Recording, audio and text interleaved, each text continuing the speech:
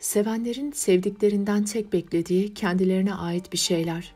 Özel olduklarını hissedemediklerinde ya da yaşayamadıklarında pek bir anlamı kalmıyor onlar için yapıldığı düşünülen şeylerin. Hatta bu yüzden ihmal edilen eş, ihmal edilen çocuk sevgisini yitirmeye, güvenini kaybetmeye başlayabiliyor. Tam bir iletişim kazası aslında.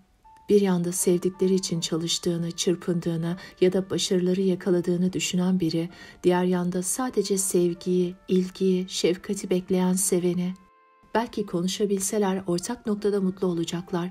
Konuşamadıklarının farkına varamadıklarında ise erozyon başlayacak. Daha kötüsü belki de o beklenen günler gelmeden baba hayattan göçecek. Çocuk babasına seni seviyorum diyememenin eksikliği vicdan azabıyla yaşayacak.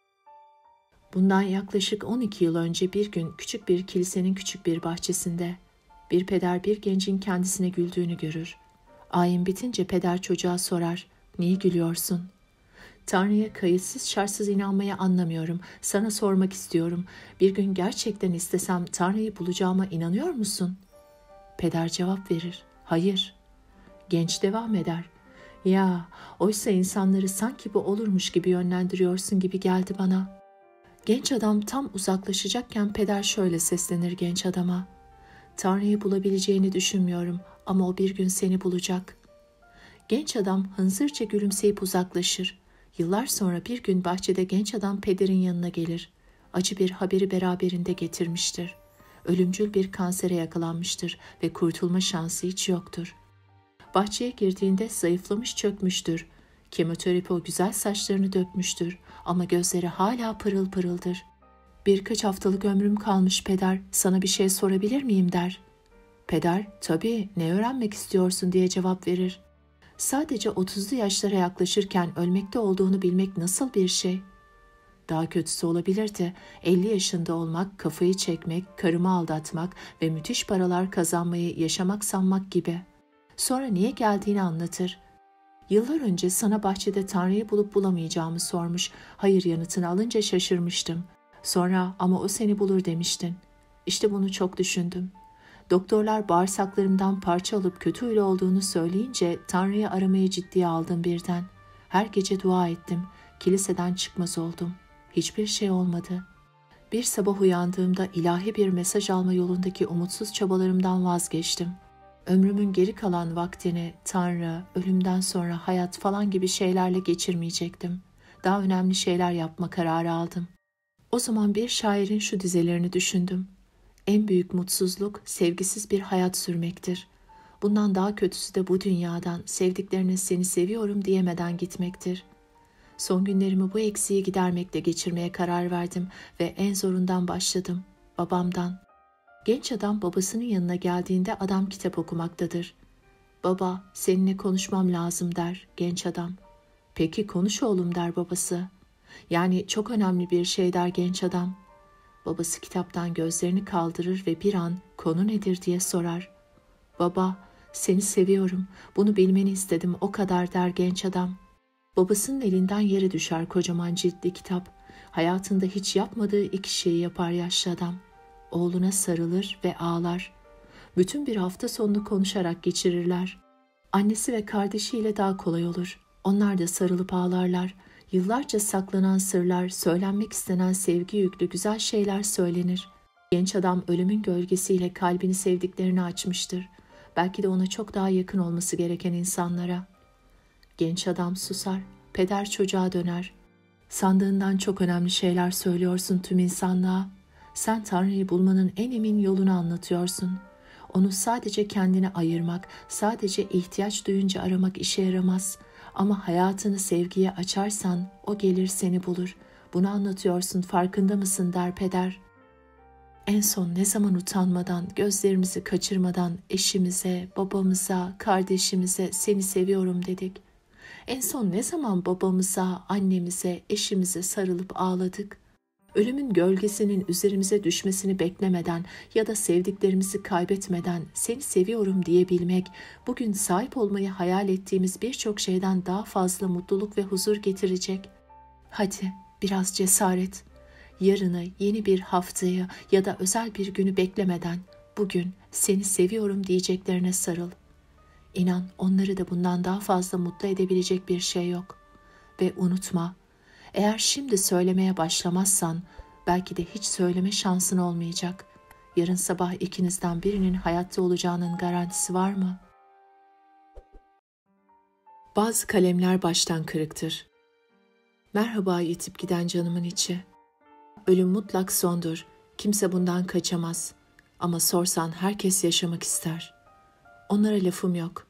Mücadelem yaşamak isteyenler için değil, yaşaması gerekenler için demiştim. Ama artık ben de yenildim. Yaşaması gerekenler için yaşamak isterken şimdi ölüme gönüllü gidiyorum. Ne kadar trajik değil mi? Ölüme giderken bile aslında yaşamak istiyorum, biliyor musun? Evet, yaşamak istiyorum. Fakat bu hayat için ne kadar gerektiğim onu da bilmiyorum. Hayatta olmam formaliteden öteye geçmeyecekti ki zaten. Yaşam denen bunca ayrıntının içinde sen olmadıktan sonra. Gidiyorum sevdiceğim, hayat üstüme uymadı. Madem bir gün öleceğiz, o zaman niye yaşıyoruz ki? Gibi saçma bir bahaneyi koluma takıp gidiyorum. Sonuma geldim. İnsanın kendi sonunu yazması ne kadar keder verici bir bilsen. Ama hala gülümsüyorum senin sevdiğin gibi. Burası çok güzel, gelsene yazdırıp yanına şöyle küçük bir gülcük koydurun, olur mu? Bazen geç kalmaktır aşk. Ben sana geç kalmışım biraz. Yarın bir hikaye bizimkisi. Başı eksik, sonu olmayan, ortası sen ve benle. Göğüs kafesimde her gün biraz daha büyüyen ve kapanması mümkün olmayan bir boşluktun sen. Denize düşen yılana sarılırmış. Ben aşkının içine düştüm de sensizliğe sarıldım. Gözyaşlarım kurumadan başladım kahkaha atmaya. Artık hiçbir aşk paklamazdı beni. Mutsuz insanı kandırmak zordur çünkü. Ey derviş yüreğim! Ateş ve kandan oluşmuş bir yaraya Eyyub'üm ben. Her aşk nasıl kendi yolcusunu ararsa, her acı da kendine bir yolcu ister. Bak, iki gözüm, iki çeşme. Yine de söndürmez sol yanağımdaki yangınımı. Bir vazgeçiş öyküsüydü senden sonra hayatım. Önce senden, sonra kendimden. En dürüst halimle yalanlar söylemiştim sana. Senin iyiliğin içindi deyip iyiliğini gözetmeyen bir tek cümle bile kurmayacağım. Seninle ölmeyi dilerken seni öldürmemek için ölecek olmuşluğuma bile aldırmadan tereddütsüz senden vazgeçişim bundandı. Hayır, hayır, bu senden değil, kendimden vazgeçmekte düpedüz. En sevdiğim yanımdan. Ve giderken kalbimin kapısını içeriden kendi üstüme kilitleyip anahtarını gözlerinden aşağıya atmıştım damla damla. Aşktan vazgeçmek zordur sevgilim. Ben aşkından vazgeçmedim. Aşk benden vazgeçti. Çünkü bir gün kalbinin üzerine yattığın adamın kalbinin atmaması öldürecekti seni. Gittim. Kanayan yarama sığındım giderken ve sancıma. Gözüm arkada kala kala gittim senden. Yalnızca acı ve ateş yağmurunu değil, beni nefretinle hatırlayacak olmanı da göze almıştım. İsterse çaresizlik olsun vazgeçmişliğimin adı. Hayatın her seferinde yüzüme çarptığı yüreğimin fişini çekiyorum gözlerinden. Ben senden vazgeçmiyorum sevgilim. Senin mutluluğun için kendi ömrümü feda ediyorum. Son damla gözyaşındaki anlamla, acıyla o ana çiviledim zamanı. Son kez seni seviyorum demek istedim de koca bir sus düştü sol gözümden. Son kez bakamadan yüreğimi ardımda bıraka bıraka koştum ölüme. Ömrüme doğan güneşin cehennem ateşine dönüşünü izledim. Bildiğimden daha büyükmüş çaresizliğim. Sadece bir kere tökezledim ömür denen bu yolda. Onda da hayatım burkuldu. Bu yol gücüme gidiyor, fıtratım dağılıyor. Daha da yakışmaz hayat bana. Alçaksın hayat, ölümü güzelleştirdin giderek. Üzgünüm, sana kıyamadığımdan kederime küsüyorum. Benden sonra da yaşarsın elbet. Bir gün duracağını bildiğin bir kalple yaşıyorsan, bir gün gideceğini bildiğin birini de sevebilirsin. Dilerim Allah'tan yaptıklarının pişmanlığı, yapamadıklarının keşkeleriyle dolu bir hayatın olmaz benden sonra. Hepimiz bir gün öleceğiz sevgilim. Sen aşkı unutma. Kalemim eline en güçlü kelimeleri alıp kalbime doğrulttu. Kalbim vur dedi. Ben de her şeyi bırakarak gittim.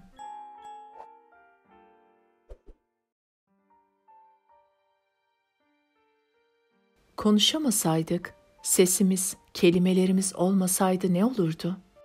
Hayatını dinleyerek ve konuşarak kazanan, tarihte insanın kendisini anlatmasının mümkün olduğu yanılgısına sahip biri olarak fikrimce konuşmak insanın en büyük cezalarındandır. Dokunsaydık, görseydik, koklasaydık ve kelimelerimizin sarhoşluğundan kurtulup sevseydik ne güzel olurdu. Ve fakat madem konuşarak lanetlendik, o halde dibini bulana kadar konuşacağız. Anlama umudu, anlaşılma hayali, böylece ömür geçip gidecek. Yaz yaz bitmez. Aşk nedir? Var mıdır, yok mudur? İyi midir, kötü müdür? Biter mi? Yeniden aynı insana aşık olunur mu? İlk aşk en şahanesi midir? Ardından gelenler taklitten mi ibarettir? Sahici olanı sonsuzluğa intikal eder mi, yoksa adettendir biter mi? Bitmeyenin adı aşk mıdır, yoksa kavuşulamayan kara sevda mı? Aşkın gözü kör mü? İlla ki aşık olunmalı mıdır? Aşk aslında bir roman kahramanı mıdır? Derini yüzeyseli, ilk görüşte olanı, sonradan zuhur edeni var mıdır? Ve farklı mıdır? Aşktan hastalanılır mı? Ölünür mü? Kavuşulunca adı sanı değişir mi? Dostluk aşk ile kesişmezken şehvet aşkın ta kendisi midir? Yoksa şehvet aşkı kirletir, aşk romantizmin şaikası mıdır? Sor sor bitmez bu mevzu. Biz aşıklara yahut daha doğru tarifiyle kendini aşık olarak tanımlayanlara bakalım. Yaşayanlardan dinlediğimiz, yaşadıklarımızdan hatırladıklarımıza istinaden söylenecekler vardır. En birinci bilgi, aşkın insan sevmezliği üzerinedir. Yaşayan, tanıklık eden herkes bilir ki, aşk yalnız kalmayı, kendi dışındakileri önemsizleştirmeyi sever. Hatta buna mecburdur. Tabiatı budur ve yaşayabilmek için bir kadın ve bir adam ister. Ötesi fazla gelir. Nihayet aranan öteki yarı bulunmuştur. Kaybetmek göze alınamaz. Herkes gitse ne gam, tamamlanma vaktidir. Gözlerin pırıltısı da gönlün tıkırtısı da bitmez. Adına ister görme bozukluğu, ister vefasızlığın dibini bulmak, ister geçecek duyguların istilası deyin. Aşk daima seyredilesi bir durumdur. Tanıdığınız insanların tanımadığınız aşıklara dönüşmesi şaşırtıcı ve etkileyicidir.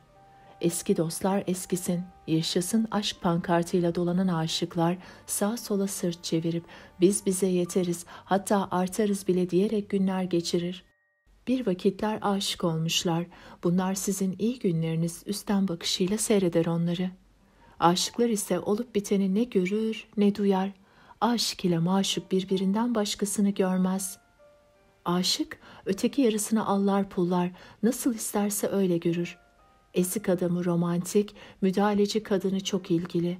Öfkesi çok olanı damarına basıyorlar, ondan öyle yapıyor, yoksa çok sakindir benim aşkım diye okur. Okumayanın yaşadığının adı da aşk olmaz zaten. Aşıkları serbest bırakmak lazımdır. Şuurlu olmaya, gerçeği görmeye davet etmek düzden fenalıktır. Ki bir vakit aşık olmuş ve kaybetmişlerin bunu yapmışlığı çok olur.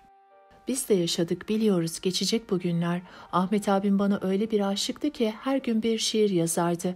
Ama bak şimdi görüyorsun, ona göre aklını başına al, geçecek bu günler dememek lazımdır. Yazıktır, günahtır, aşık ile maşuk zaten vakti gelince etraflarını saran sihri kaybedecekler. Akıl başa gelecek, bu günler geçecek biliyoruz. Yaşarken ağızlarının tadı kaçmasın, doya doya yaşasınlar. Kim bilir, belki bu ilk ve son aşktır. Aşıkların ahvali hemen daima kıskançlık, hayranlık, kederle seyredilir. Seyredenlerin hatıraları, hayalleri güncellenir. Hepsi kabul. Ancak gölge etmemek, yalnız bırakmak, uzaktan seyretmek, coşkuya ortak olmak, kederi sarmalamak, cesareti alkışlamak lazımdır. Aşık olmak cesur olmayı gerektirir. Duygusundan korkan, arkasını sağlama almayı hayat düsturu yapan, kontrolün her şeyimdir diyen aşık olamaz. Olsa olsa heyecan kıpırtıları hisseder, ondan da kaçar zaten. Bir de kontrol üstatları vardır ve aşık olmuşlardır, seyirlik manzaradır. Sıkıcı adam gitmiş, ışıldayan adam gelmiştir. Akıl, mantıklı olmak, zaten doğrunun tek oluşu ve bunun bilindiği günler geçmişte kalmış, aşık olunmuştur. Gerisi de boştur, teferruattır zaten. Aşk yaşanacak, Lezzeti tadılacak, ıstırabı çekilecek ve nihayet yol ayrımında bitecek yahut dönüşecektir. Biten, buharlaşıp uçan aşk sorularına soru ekleyip gider. Aşk bitiyormuş, o vakit yine biter mi? Güvenilmez mi? Yoksa bu sefer mi olmadı? Hatırlanan aşkın lezzetiyle kaybedilen aşkın kederi el ele verir. Tarihteki yerini alır. Eski aşıkların kimi defteri kapatır, kimi ise yola devam eder. Bitmeyen, bitemeyen ve aynı zamanda kalamayan aşk ise dönüşürken önce devrilir, sonra becerebilirse evrilir. Bu durumun adına birini sevmek diyorlar. Siz nasıl isterseniz öyle adlandırın. Yol uzun ve zahmetlidir. Öyle kendiliğinden olmaz. Oya gibi işlemek, iğneyle kuyu kazmak lazımdır. Bir de aşık olma haline takılıp kalanlar vardır ki, onlar ben aşk insanıyım, aşksız yaşayamam der. Yine ve yeniden aşık olur. 1, 3, 5 derken fark edilir ki aşık olunan aşkın kendisidir. Böyleleri yorgun düştüğünde bir zamanların aşk müptelası şimdinin ilişki acemisine dönüşür. Aşkın kendiliğinden gelen ve giden halinden epey farklı olan bu yeni durumun adı ilişkidir ve bizzat emek ister. Kara sevda, karşılıksız aşk, kavuşulamayan aşk. Ne derseniz deyin, vuslata erilememiş ve fakat içinden çıkılamamış bu durumdan bahsetmeden olmaz. Aşık Veysel, birine bakarsın için pırpır eder, kavuşamazsın adı da aşk olur demiş. Üstad kavuşulanı aşktan bile saymamış. Bizim aşk nihayetine bildiğimiz durum en çok da budur aslında. Filmlerini seyrettik, garantilidir, sonunda ağlanır. Romanlarını okuduk, aynısının mutlu sonla biteninden istedik, yaşadık, mutlu sonla bitenin sahiden bittiğini öğrendik. Filmlere layık aşk için tadı damağında kalmak lazım geldiğini anladık ve sevmedik bu durumu. Kara sevda şimdilerde pek az yaşanan, çaresi bulunmuş, handi ise kökü kazınmış hastalıklar gibi. Dünya bir mahalleye döndü, kavuşulamayanın yerini hızla ve coşkuyla yenisi aldı. Tüketerek iyileştik. Benim ahir ömrümde kara sevda görmüşlüğüm yoktur, hikayesini dinlemişliğim vardır. Misal, çok sevdi, ailesi vermedi, o da kimseyle evlenmedi, hayata küstü, kendini yeğenlerine adadı öyküleri vardır. Bir vakitler hiç evlenmemiş kadın ve adamlar için böyle öyküler anlatılırdı. Biz de bu geçkin kadın ve adamlarıyla aşkı bir arada düşünmeye çalışır ve fena halde üzülürdük.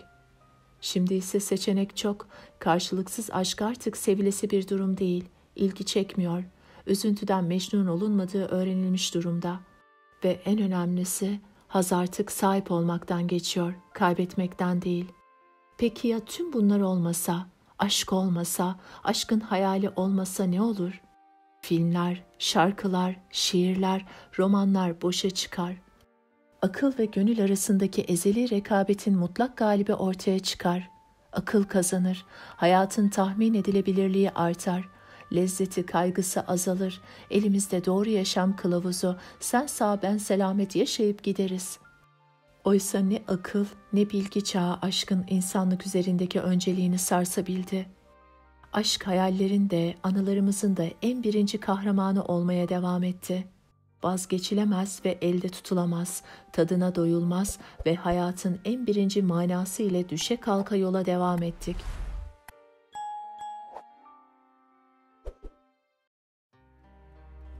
Japon mimarlardan biri evini baştan aşağı yeniliyordu.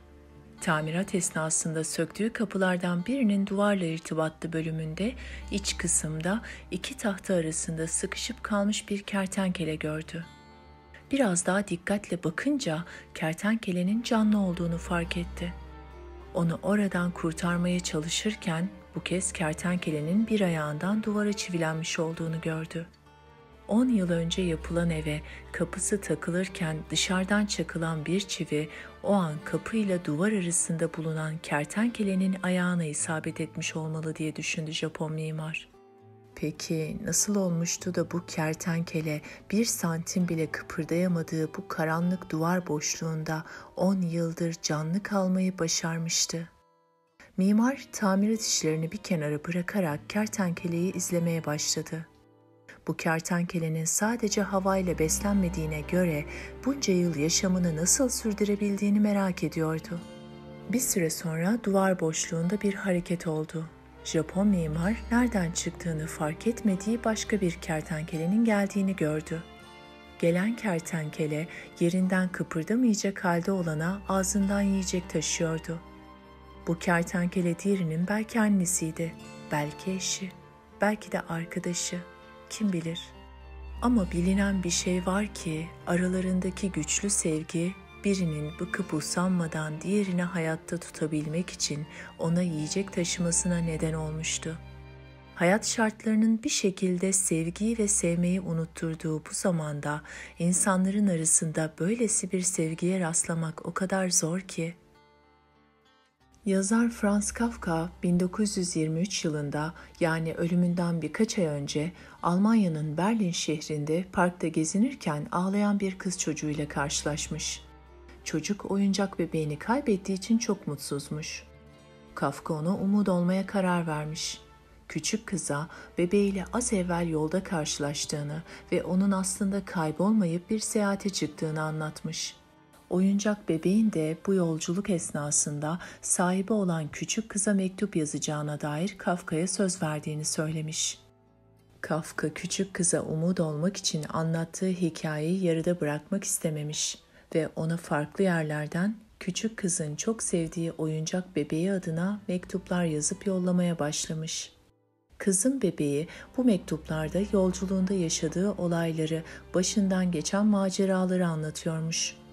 Kafka'nın hikayesine göre bebek küçük kıza en son mektup yerine bir paket yollamış. Paketten kızın kaybolan bebeğine hiç benzemeyen ama yeni bir oyuncak bebek çıkmış ve bebeğin yanına iliştirilmiş küçük bir not varmış. Notta şöyle yazıyormuş: "Yaptığım uzun yolculuk beni çok değiştirdi."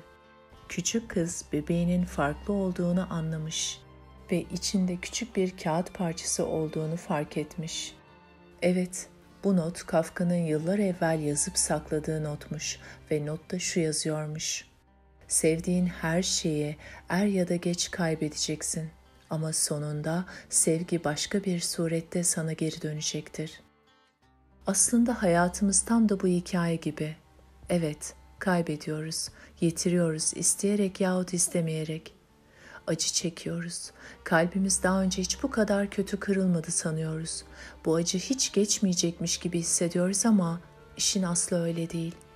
Bu dünyaya sınavlardan geçmek ve birilerinin sınavı olmak için geldik. Kayıplarımızın çetelesini tutarken kazançlarımızı unutursak mutsuzluk kaçınılmaz sonumuz olur. Her şey biz insanlar için.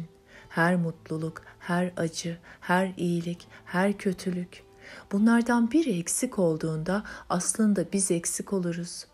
Mükemmel dengeyi ayakta tutan tüm bu zıtlıklardır. Hepsine ihtiyacımız var ve tüm bu zıtlıkların da kendi içinde birbirine ihtiyacı var. Birini yaşamadan, tecrübe etmeden bir diğerinin kıymetini anlayamayız. Kabullenmek bu dünyadaki tek lüksümüz. Bu yüzyılın çaresizliği saymakla bitmez. Ancak bir tanesi var ki neredeyse bu hastalığa kapılmayan yok aramızda. Ben olmanın gücünü unutmuş, nasıl olduğunun farkında dahi olmayan, mutluluğunu bir başkasının varlığına bağlayan, aşkını bir başkasının insafına, vicdanına teslim eden, hatta kendi hayatını bir başkasının kaderine bağlayan insanlar. Kendimize neden bunu yaptığımızı dahi sorgulamadan yaşıyor, hatta deyim yerindeyse nefes almaya çalışıyoruz. Hepsi çok güzel duygular. Peki bizden daha değerli ya da güzel olabilirler mi? Biz olmasak bu duygular hayatta kalabilir mi? Tüm bu duygular ve daha fazlası için önce bizim ayakta durmamız gerekmez mi? Ailemiz için kendimizden vazgeçiyoruz. Çocuğumuz için, işimiz için, dostlarımız için, sevdiğimiz kişi için kendimizden vazgeçiyoruz. Onlar olmasa ben de olmazdım diyoruz. Peki siz olmadan onlar ne yapar? Bir başkasına dönüşmeye çalışan insan kendini kaybeder. Kendini kaybetmektir bu. Her seçiş bir vazgeçiştir. Karşındaki kişiye kendine adamak yok olmaktır. Sizi siz yapan özelliklerden, zevklerinden mahrum kalmaktır. Hayatından ayları, yılları, daha neleri neleri vermek ancak geri alamamaktır. İçindeki insana ihanet etmektir. Uğrunda kendin olmaktan vazgeçebileceğin birini tanımak, olduğun gibi sevilmemektir. Sevgiyi yanlış anlamak, anlamlandıramamaktır.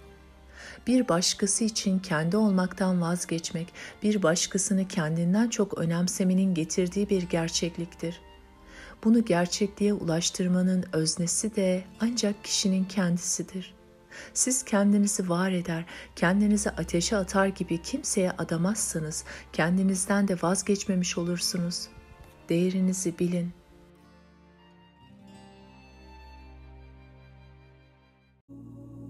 Eğer hasta olmak istemiyorsan, duygularını anlat. Saklanan veya baskılanan heyecan ve duygular, gastrit, ülser, bel fıtığı, bel ağrıları gibi hastalıklara yol açar.